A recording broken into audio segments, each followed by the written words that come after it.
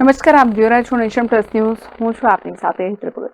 સુરતના અડાજણ વિસ્તારમાં 40 વર્ષીય નરાધમે 5 અને 8 વર્ષની બાળકીઓની છેડતી કરી હોવાની માહિતી પ્રાપ્ત થઈ રહી છે. સુરતના અડાજણ વિસ્તારમાં માનવતાને શરમાવે તેવી એક જઘન્ય ઘટના સામે આવી છે. 40 વર્ષના નરાધમે 5 અને 8 વર્ષની બે માસૂમ દીકરીને ચોકલેટ આપવાની લાલચ આપી તેના ઘરે લઈ ગયો હતો.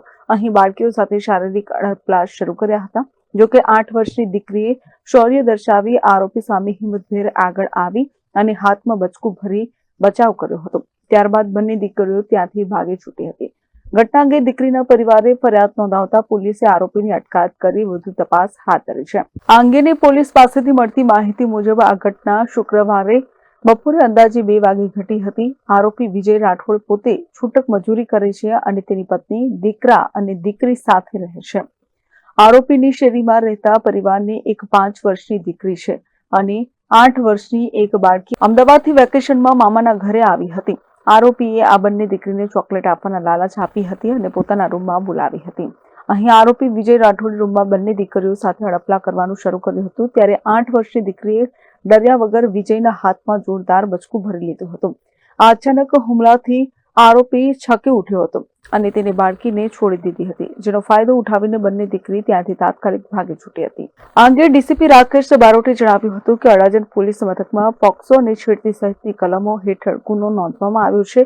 બે નાની બાળકી સાથે છેડતી કરનાર આરોપીની અટકાયત શરૂ કરી તપાસ હાથ ધરાઈ છે. અડાજણ પોલીસ સ્ટેશનમાં ગઈકાલે છેડતીનો અને પોક્સોની કલમ સાથેનો ગુનો નોંધવામાં આવેલો છે. બનાવમાં બે નાની દીકરીઓ છે, 9 અને 10 વર્ષની. એમની વિજય રાઠોડ કરીને જે આરોપી છે, જેની ઉંમર 40 વર્ષ છે અને એમના ઘરની પાસે જ રહે છે, એના દ્વારા છેડતી કર્યાની વિગત જણાઈ આવેલી, જે આધારે ગુનો દાખલ કરવામાં આવેલો છે. આરોપી છે હાલમાં કોઈ પ્રવૃત્તિ કરતો નહોતો. પહેલા ઘરકામ ને મજૂરીનું કામ કરતો હતો. હાલમાં આરોપીને ડિટેન કરવામાં આવેલો છે અને તપાસની આગળની કાર્યવાહી ચાલુ છે. આમાં જે ધ્યાન રાખવાનું એ છે કે આરોપી છે એને ચોકલેટ આપવાનું કહી અને બંને દીકરીઓ છે એના ઘરે, પોતાના ઘરે લઈ ગયેલો હતો.